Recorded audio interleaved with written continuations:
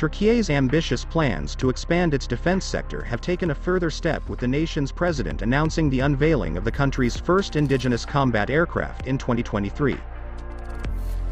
President Recep Tayyip Erdogan, who attended the opening ceremony for national technologies and new investments in Ankara on Thursday, confirmed the timeline for the jet.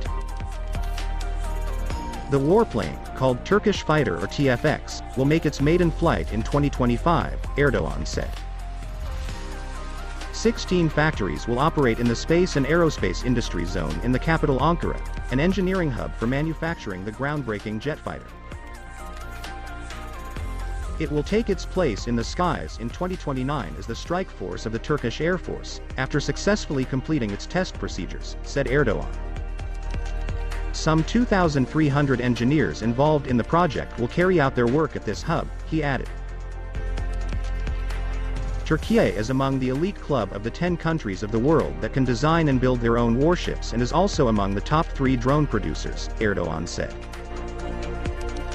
Touting the growth of Turkiye's defense industry over the last 2 decades, under the rule of his Justice and Development (AK) party, Erdogan said the number of its defense industry projects topped 750. Erdogan said their budget also jumped to $75 billion and annual turnover rose to $10 billion.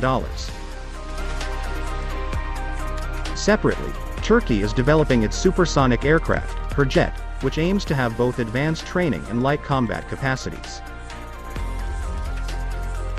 The government is set to complete domestic design and development of the TFX by 2029, which will replace the aging F-16 fleet of Turkish Air Force.